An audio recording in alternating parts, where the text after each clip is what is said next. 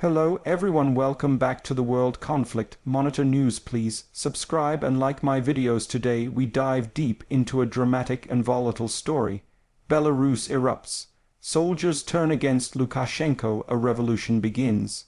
This narrative is being framed with language reminiscent of a product. Review: exterior, interior, performance, safety, USP, price, conclusion. So I'll follow that structure metaphorically to analyze what's happening, why it matters, and where things may go. Let's begin. The exterior of this upheaval is the visible surface: protests, defections, military maneuvers, state media campaigns, street clashes, and diplomatic responses. The people of Belarus have taken to the streets across Minsk, Brest, Grodno, and beyond, carrying alternative white, red, white flags, calling out for free elections and the removal of Lukashenko's long grip on power. Security forces respond with tear gas, arrests, curfews, and heavy-handed tactics. Soldiers and lower-level units reportedly change loyalties, refusing orders from the regime or siding with demonstrators. The facade of unified control by the regime is crumbling in public view. On this outer layer, one sees the regime's symbols: the red and green official flag, portraits of Lukashenko, state media narratives projecting stability, foreign support from Moscow. At the same time, one sees alternative symbols, old national flags, graffiti of dissent, social media accounts posting from hidden vantage points, and rumors of coup plotting within military ranks. The power of optics is critical. Protesters want to show they are not powerless, while the regime wants to project continuity and deterrence. Underneath that external layer, we consider the interior: the core dynamics, motivations, structures, and tensions within Belarusian society, the security apparatus, the military, the leadership, and the opposition. This is a big section because the interior is where revolutions live or die. Inside Belarus, decades of authoritarian rule under Lukashenko have built a deeply entrenched security state. The KGB, or its Belarusian equivalent, permeates politics, business, and society. Political dissent has long been suppressed, independent media is limited, and opposition leaders have been jailed, exiled, or threatened. Many parts of civil society operate underground or via diaspora networks. Yet changes have been creeping in beneath the surface. A younger generation, often online, is more cosmopolitan, critical, and less fearful. They consume foreign media, connect through Telegram, YouTube, and social networks. They ask hard questions about legitimacy, corruption, and governance. The opposition, though fragmented, has coordinated in new ways: local councils, spontaneous groups, decentralized channels. The concept of a leader is more fluid, trust is fragile. Inside the military and security sector lies critical potential fracture points. Officers were educated in Russia, doctrines are similar to Russian ones, and many share deep institutional loyalty to the state. Yet personal loyalties to the regime may be weaker than institutional ones. Some units may view orders to fire on civilians as unacceptable. Some units may quietly support protesters or refuse to act. If a significant chunk of the military turns, the regime's coercive apparatus could collapse from within. But if the upper echelons remain loyal and isolated units defect, the result could be chaos, internal purges, or violent countermeasures. Inside Lukashenko's circle, fear and distrust run high. Who can he trust? The oligarchs, security chiefs, regional governors. They may hedge their bets, signaling flexibility in private. The regime also relies heavily on Russia: financial backings, security guarantees, joint projects. The calculus inside the regime must consider whether Moscow will bail him out or demand sacrifices. Inside opposition circles, the challenge is coordination, legitimacy, and strategy. Who leads, how to keep momentum, how to avoid co-optation or violent suppression, how to manage external support without losing public legitimacy. What is the vision for post-Lukashenko Belarus? These interior strategic debates are as decisive as the battles on the streets. After the interior, we shift to performance, how the revolution or uprising is playing out so far, its successes, failures, speed, and effectiveness. The performance so far is uneven but bold. In some cities, protesters have vacated government buildings, occupied squares, disrupted traffic, and organized human chains. The sheer numbers have at times overwhelmed security cordons. Local defense groups, informal watch committees, civil self-organization have emerged. The regime's performance of control is weakening, police morale is lower, arrests are sometimes bungled, media narratives face contradictions, and regime messaging struggles. However, performance challenges are real.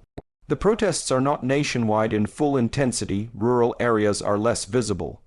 Coordination is patchy. The regime can concentrate force in key cities and choke off supply lines: electricity, communications, transport. The security forces still retain heavy weapons, armored vehicles, drones, surveillance, and can isolate protest hubs. The regime can also use legal tools, emergency laws, asset freezes, threats to families, or depend on external support from Russia to stabilize. The opposition's performance must avoid violent missteps. A massacre or friendly fire could turn public sentiment back toward fear or apathy. Moreover, time is a factor in performance. Sustained protests cost money, energy, and endurance. If months drag on with no breakthrough, fatigue may set in. The regime's ability to survive small wins by protesters without collapsing is non-trivial. Thus, performance is testing both sides. Next is safety features, metaphorically the safeguards, risk mitigation, built-in protections that the revolution or opposition forces can employ, and the risks the regime has embedded for its survival. For protesters, safety features include decentralization, no single point of failure, use of encrypted communication, rotating leadership cells, masked actions, fallback plans, supply caches of food, medical support, escape routes, safe houses. Civilian protection, nonviolent discipline, shielding vulnerable groups, avoiding sharp escalations, also acts as a safety buffer. International monitoring, press exposure, human rights observers, if accessible, increase the regime cost of violence.